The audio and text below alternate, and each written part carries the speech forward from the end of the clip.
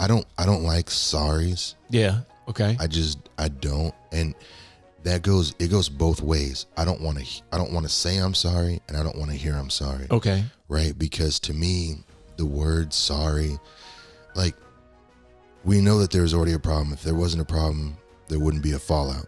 Okay. Right? Or for whatever the reason is.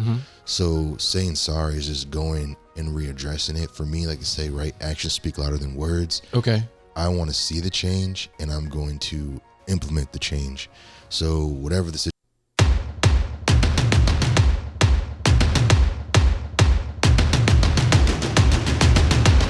What's going on, everyone? Welcome to Deep MCs, the podcast that seeks to push meaningful conversation to a whole new level. Whether it's for your entertainment or your personal growth, we appreciate you being here today. And now, on to the show. What's going on, man? Yo. We are back, and we're back to this song. And I don't know if you've heard it yet, but they do use this song in a hair loss commercial. Oh. The same thing. We used it first. I just want to point that out. We had it first. But it's one of those, it's one of those tracks that anybody can just get. And it's in, I keep forgetting what it is. I'm going to remember it. It's not Hymns. It's something else. I don't know. But yeah. And I hear it. And every time I hear it now, when I'm like, in the, whatever I'm doing, I just. Feel like the podcast is coming on? I'm just like, God damn, that really is our shit. But yeah. Anyway, what are we getting into today? Man, so we're just I stuttered. Yeah, I'm stuttering. Well, okay. Hey, maybe we have to come back. Really, I think is what you were supposed to provide. I just stuttered, man. Was the answer? Yeah, to what we're getting into today. Okay. Today. Yeah, today we're talking about what do we bring to the table, man. Yes. Today I bring a stutter to the table. Look, we all do it. This is a very valid question, and I think a lot of times we have to assess our real true value. Yeah. But that comes with something that I think a lot of people are afraid of, and that's admitting to themselves that they're really not worth shit. Yeah. That it comes with that realization that you really aren't worth anything.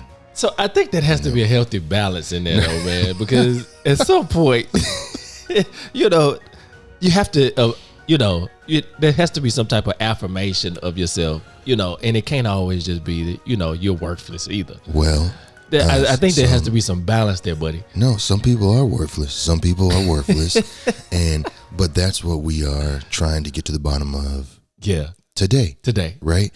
And I think that it's hard because I relate like this type of topic to luxury goods and services. Okay. Excuse me. So what I mean by that is, I don't shop in the high end. I used to back in the day when that shit actually mattered to me. It doesn't matter anymore, unless it's a watch. But I can't afford the good stuff anyway. So neither here nor there. But you go into a store, you go into like a Louis Vuitton, you go into like a Gucci, you go into like a Bottega Veneta, you go into wherever you want to go. It doesn't matter where you go, right? And you look at all the products. So me personally, let's say I'm a man, going for some man stuff. Well, I mean, I guess purses or handbags can be man stuff too, but I'm going for a belt, I'm going for a wallet, going for a pair of shoes. Right. I'm going for a keychain, I'm going for a card holder, whatever it is, right? Yep. They're all priced the same. Yeah. They're expensive. They're all high. So I can get high as hell. I can get a bag or a belt for $900. I can get a wallet for $900. Is that okay? And this is one of, and this is a quick little segment, segue here. We're hitting a U-turn real quick. How much different is the leather on that than on the one at, your big box store? Is the leather really that different? Yes. Is it the same cow? How are we differentiating between the animal that makes this a $900 belt? So, well, first of all, so here comes a segue. You want to learn all about fine leathers and leather products, you can go to Rose Anvil, who we actually had on the show. We actually did. We'll link in the description Great of show. that podcast here. But Rose Anvil does a lot of leather comparisons. Great guy, Weston K. And while you're there, you can like, comment, subscribe, share, and let everybody know about the show, because we are doing big things on our way to 100 episodes. We're on the way. When we do, there will be a lot of really cool things coming on at 100. So make sure you are there for it. But going back to your question, in all honesty, none of it's worth $900. None of it's worth $50. But there is a large difference in leather quality. Yeah, I don't disagree with you on that. So, but catch this. Okay, I'm gonna cut you off right there. You're good.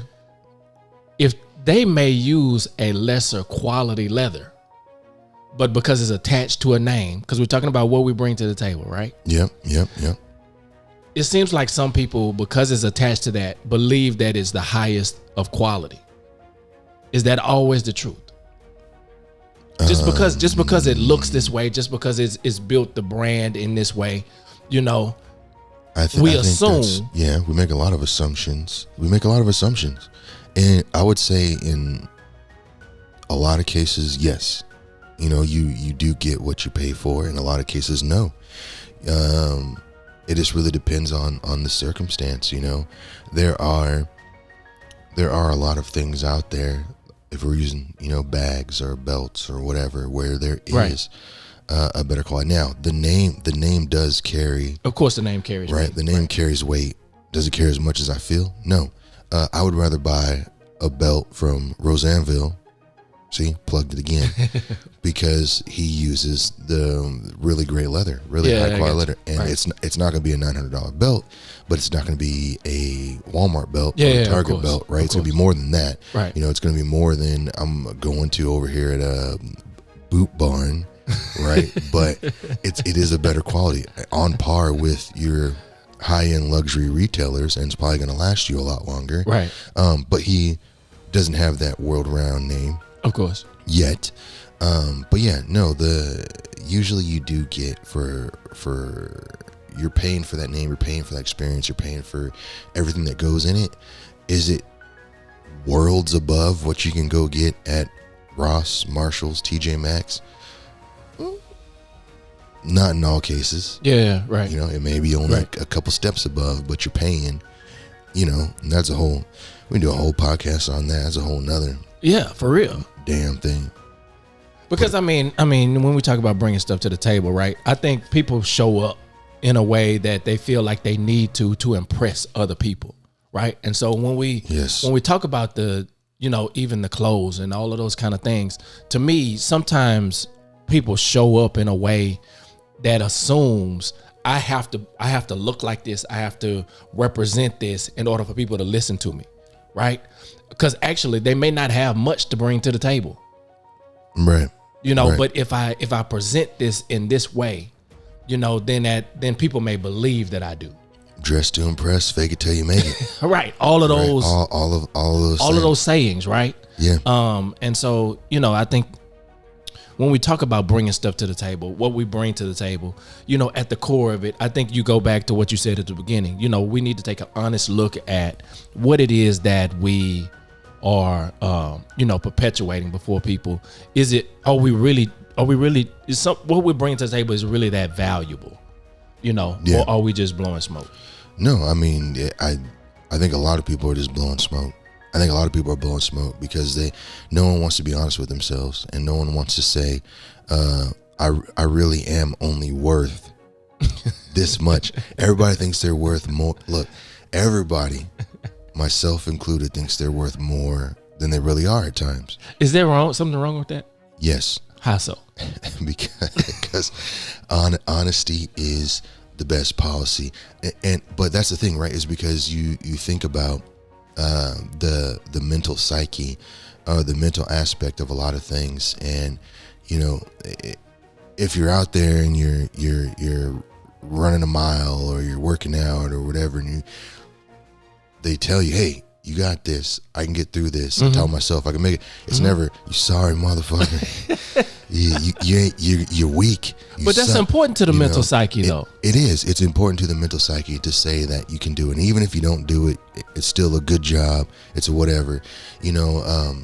Whether it's work, personal, whatever, you always like tell yourself, positive affirmations, these things that are happening. Yeah, right. And we're lying to ourselves all the time.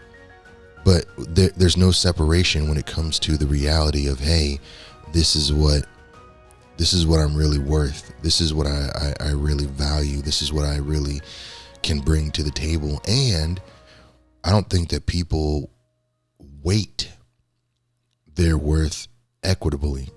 Okay. Especially in like, whether it's relationships or work, at your job or whatever the situation is. I think that everybody views their personal sacrifice or their personal input as being more valuable to whatever the situation is. I think about, we've all been in arguments with people, we've all been in fights, spouses, significant others, whatever. When you're hurt and the other person is hurt and you are having an argument, it's always about, well, what about me? What about how I feel? What about this? Yeah. Right? Well, maybe you bring up that laundry list of stuff. Your feelings are not valid. They're valid, but they're not as important as what's happening. Yeah. Right? But we value it more because it's our pain, right? And I've done that. I can't sit there and say that I haven't. And it's really just assessing overall. I think we do a bad job at assessing what our value really is. Yeah, I mean, I can hear you in that. I mean, because there's plenty of times where you put up that defense, that wall immediately comes up with, well, you're harping on this thing, but what about these 1,000 other things that I felt like I did well? Right. Well, it's not really about those 1,000 other things at the moment. It's about this one thing that's causing the issue, right? That one thing. And we never really even hear the one thing because we're defending all of these other thousands of things, but this was never really what was on the table. Yep. Right. This was never even what we were discussing. It's about how do we be better at this thing that is really the current situation. And, I definitely been there, done that, about how do we, even when we were starting this, right. And we've told that story before, but even with starting this, we were talking about this one thing. How do we take this thing and take it from one show to 100 shows, right? And before we could even get started, there were all of these other things that we were bringing to the table, or that I was even bringing to the table, that were going to derail show 80, wherever we are right now, right? Yeah, it would have derailed all of that because there was this intentional, I'm bringing all of this to the table, right? They weren't the good things it was my excuses that I brought to the table. And so all of that, man, is something else that I think we do have to consider, is that it's not always your best that you bring. Right. Sometimes it is the excuse, or it's the lack of, or it's the, it's your insecurities. All of those things come to the table too. Oh yeah, no, without a doubt. And I'm starting to notice that more and more in myself, and I'm trying to cut those things out. But it is like, you do find everything you do in life, like there's a reason. I'm gonna find a reason why I don't need to do it. I'm gonna find a reason why I can do it tomorrow. I'm gonna find a reason why, and it's not always a positive thing, and I was thinking, as I go back and I look at it, like a lot of my life history and everything else, like how many times that I've influenced negative outcomes because I didn't value what was being brought to the table. Got it. Right? I didn't value that because in my mind, I was like, well, that doesn't, like, I can't see how what you're bringing, not see you, but whatever, like what this person is bringing, right, is of value to me. Even though I may not, right? I may not see it yet, but I caused a negative outcome. I was like, well, damn. Well, if I would have had, whatever. One of the things, this is not my situation, but one of the things that I see where this comes a lot into play, and this may piss a lot of people off, stay-at-home parents. Okay. Excuse me. So we talk about value. People always say, oh, well, I'm a stay-at-home mom or stay-at-home dad. Like, I take care of the kids. I, empty the dishwasher. Blah, blah, blah. Right. Yeah. Wash the clothes. Yeah. Right. Like, you go out and work. And so, like, there's usually fights because there's a comparison of, like, I'm busting my ass all day. Yep. Well, I'm staying at home doing this, that, and the other. Like, right. You're defending your territory. Yeah. But what are you guys bringing to the table? What do you guys bring?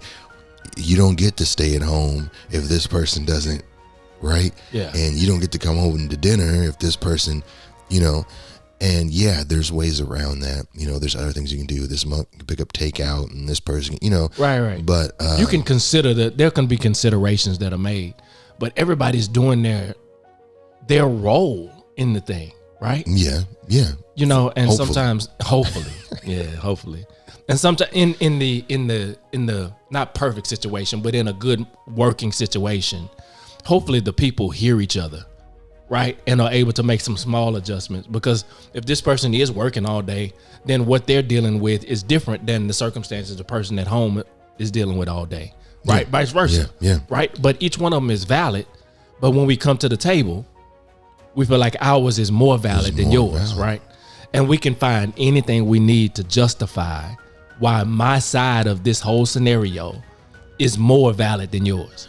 No, for sure. But on the other side of the same coin is there's sometimes where your point is more valid when it's the truth. Hey, I always feel that mine is the truth. Of course, but that's you do. Not always. Of course, right? You do. But that's not always the case, So what happens when you recognize that yours wasn't the most valid? Is there a returning back to and saying, you know what, I didn't, or do we just keep pushing, right? Or we just be like, oh, okay, I'll catch up with them next time. I think for me, I try to. I don't like sorries. Yeah. Okay. I don't, and it goes both ways. I don't want to say I'm sorry, and I don't want to hear I'm sorry. Okay. Right? Because to me, the word sorry, like, we know that there's already a problem. If there wasn't a problem, there wouldn't be a fallout. Okay. Right? Or for whatever the reason is. So saying sorry is just going and readdressing it. For me, like I say, right, actions speak louder than words. Okay. I want to see the change, and I'm going to implement the change. So whatever the situation is, like, for me personally, I'm going to make sure that it doesn't happen again. Okay. I'm going to make sure that for me, like, I don't know, there's a fight because I didn't water the grass. I don't know. Right. So, well, I'm going to make damn sure I'm out there hitting that grass. I'm going to show, like, and it's not out of spite. It's just like, I don't want that to be an issue anymore. I know that. So you'll eliminate that thing. Every time I come outside, the shit's all brown because I killed, right? So I'm going to make sure that I stay watering the grass, and I'm going to hit it. I'm going to get my schedule together, boom, boom, boom, boom. And you're going to see that improvement in me. Okay. And hopefully that you'll see that. But we don't like to use sorry, right? We all apologize, right? Because sorry it has different connotations, right? Yeah, different. And I believe that it could be, I believe in the power of words and all those kind of things, right? And so, with that, does that create an acknowledgement though? So yes, change behavior is the act of apologizing. But do you need the initial word? I know you don't, but is the initial acknowledgement necessary, and then the action follows it? No, I mean, I think for some people that need that, because some people definitely are okay with the word. Yeah. You know, And they're good with the word, and then the actions. They never happen. The actions right. never follow, but as long as you keep saying. As long as you keep saying, I apologize, I'm sorry. Yeah, I keep apologizing. My bad. Yeah. You know, I did wrong, But actions never change. No, and they stay the same. And and it's just an ongoing cycle. And I think that, I don't know. I guess it just depends on the person. You have to know the person. Yeah, right. But that's the double-edged sword, because if you know the person, then you know how to manipulate the situation, of course, as well, right? Of course. And that's a whole nother thing you worry about, because like, okay, well, now how do I know if it's real, if it's not, if it is, if it isn't? Like, for me, that's why I prefer the actions. Yeah, of course. Right, because I like to be able to, like, you can't, if I'm not watering the grass, it's very evident. Mm-hmm. Doesn't matter what I say. Yeah, it's clear. It's very clear. Yeah. I done killed the front yard, backyard, side yard, round yard. I done killed it all. Bushes dead, trees dead. And you can see that I've made a change. You can, from that growth, you know, you can see that in the actions. And I don't know. But along with that, though, is, I guess, and kind of going back to our luxury goods scenario, is how do you determine your value? How do you determine your worth? Or using like a stay-at-home situation, right? Mm-hmm, mm-hmm. How do you determine the value of that, right? Mm-hmm. You know, so I don't know. This is not a real example, but I'm going to use you as an example, right? Mm-hmm. So when you had one child, you guys are both working, right? Mm-hmm. But whatever. So when you have one child, hypothetically, if your wife was to be a stay-at-home or you to be a stay-at-home parent, and you're raising that child from 0 months to 3 years or whatever, right? Whoever that stay-at-home parent is of you guys, there's a value in getting up every night and feeding the baby and whatever, so the other person can sleep, so mm-hmm. they can provide a roof over your head, right? Right.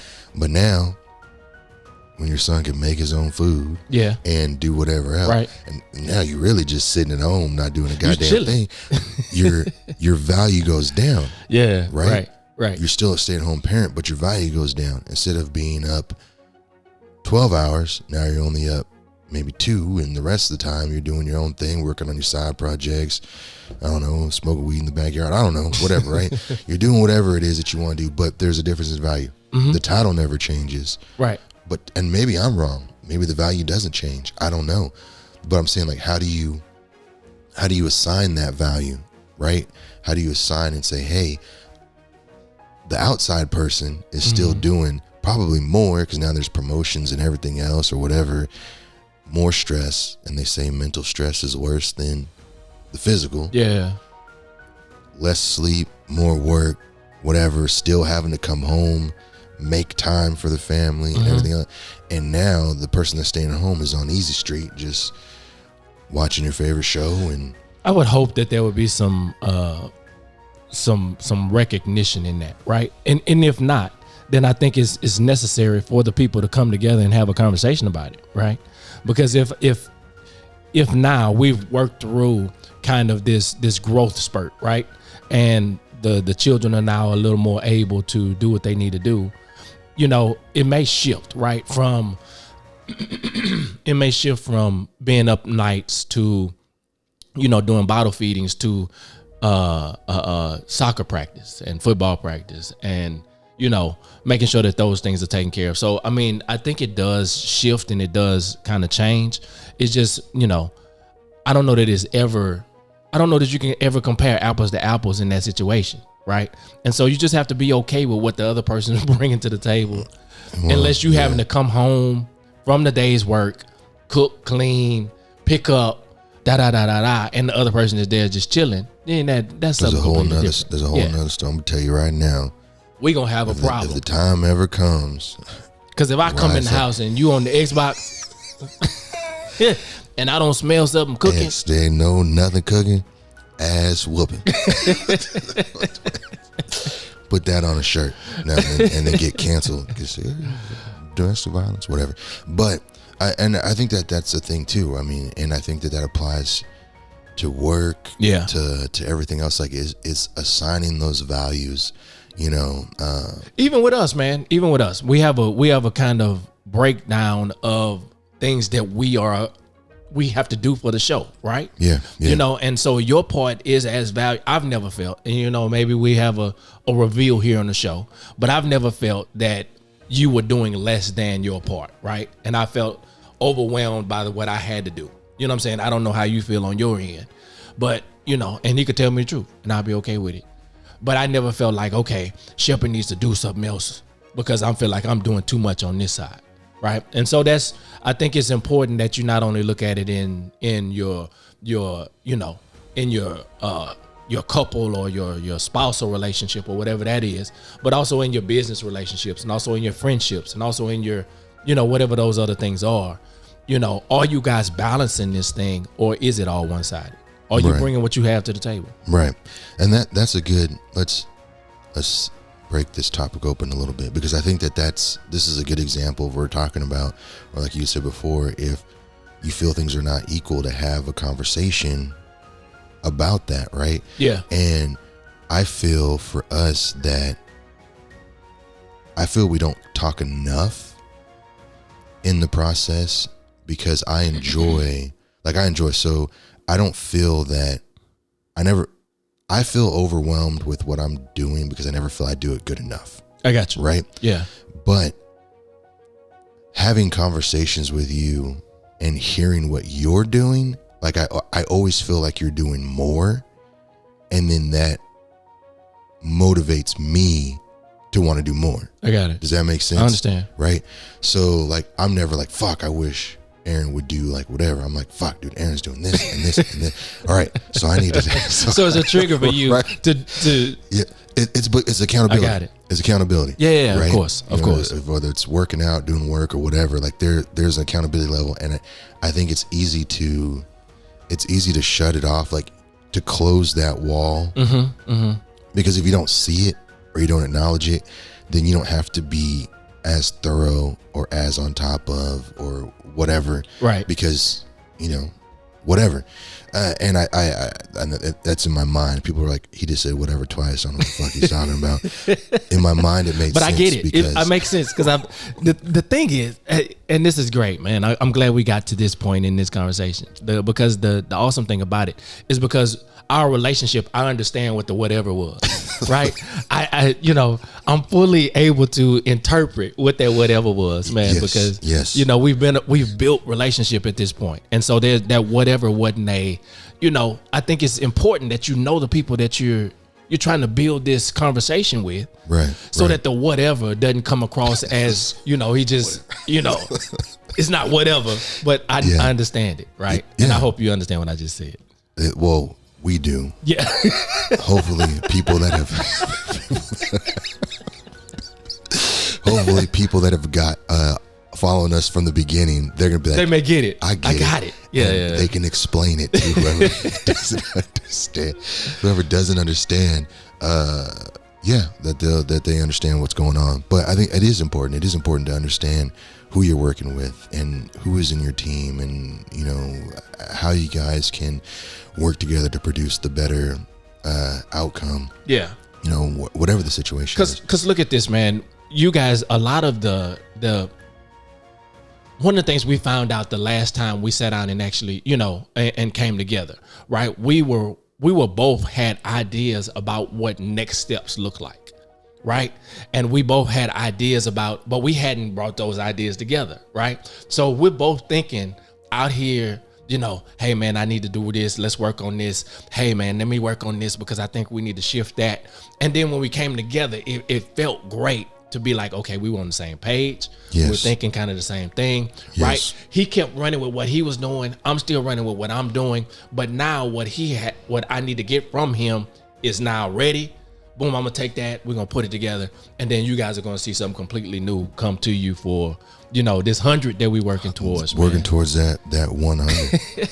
And so I mean, it's exciting to know that what you brought to the table was in line with what I was bringing to the table, and now you're gonna see a better product on the backside of it, man. No, for sure, it's huge. I'm excited for 100, even though it's still a little bit of ways away. But right. Is that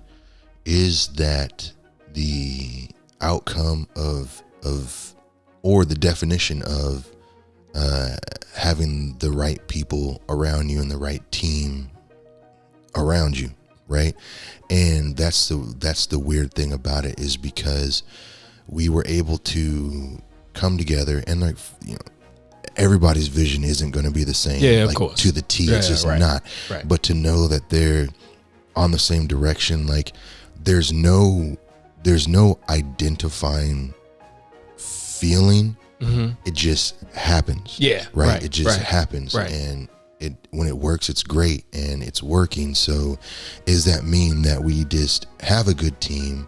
We have a good relationship. We are able to produce this. And how do you get people to, I don't know. I can't explain how it happened. Like, I can't explain like how this is what you need to do to find a team that works well together. Like, I don't know. We don't have the you know, let's jump on AI and see if they can give us the words, give us right? give us an answer for it. Give us an answer. I don't have it, but it is working. I am excited. 100 episodes is not too far away. Right. Lots of big things coming. Right. I mean, I think it's important that one of the things, there was a solid commitment to it, right? Once we got through the every day, every time we come to this table, every time we sit down and we do a show, there's a commitment to not only that show, but the next show, and what the next show is going to be, and how do we get better, and how do we, you know, do we need some new equipment? Do we need to modify that? Do we need to do this? And so those conversations are always part of our, you know, growth and development. And so I think those are helpful in any relationship, you know, business, personal, friends, whatever those relationships are, man, is that you have to have at least that ability to be able to discuss where we are now and where are we going, and be honest about that. Right. Because where we going could be, you know, we're good. We've reached our plateau. We've reached our end. Let's move on, you know, because we'll be better now. It'll be better for you to catapult and go your way and I go my way. We did what we were supposed to do for this season. Now let's push forward and do something else. Yep. Yeah. And I think it's important to recognize that as part of the relationship. Oh no, for sure. That's something. We're not at that point, but just so that everybody's like, what is happening? Yeah. The show is splitting off into two shows, and it's just gonna be crazy. But no, I mean, I agree with you. But that's just as important, you know. Let's say know when to hold them, know when to fold them. Yeah, know when to walk away when the deal is done. Yeah, exactly. That's all a part of it. But yeah, I think that's good. I think that's good, man. I feel I just still don't know how to assign value, but I feel like we have uncovered some good starting points, and I feel that people can take away from this some ideas of what they need to look at themselves. Okay, and I know we're wrapping that, right? But this, when you said that, how to assign value, the way that I found value, and I just heard it, right? The way that I found value is that I don't feel overwhelmed at this table, right? When I come to this moment, I feel like I have somebody who is working with me to get the job done, right? And it doesn't matter if I have this load of work. That doesn't matter, because I feel like we're working together to get the whole thing done, right? And so I don't feel alienated, or I don't feel weighted, or I don't feel like you're not carrying your weight with whatever you're doing your piece is, right? Right. And so that for me helps to assign value to this, is that this doesn't cause me stress to come and do it. That makes sense. It's easy. Yeah. Easy on the mind. It is. Right. It is. There you go. If it brings you joy, it brings you happiness, it must be working. At least we'll assume. For now. For now. Yeah. What's going on, guys? Hopefully you enjoyed the show. We appreciate you listening for sure. But we need your help. Yeah, we need your help. We need you to like, comment, and subscribe so that we can continue to make great content for you guys. Yeah. Don't forget, like, comment, subscribe.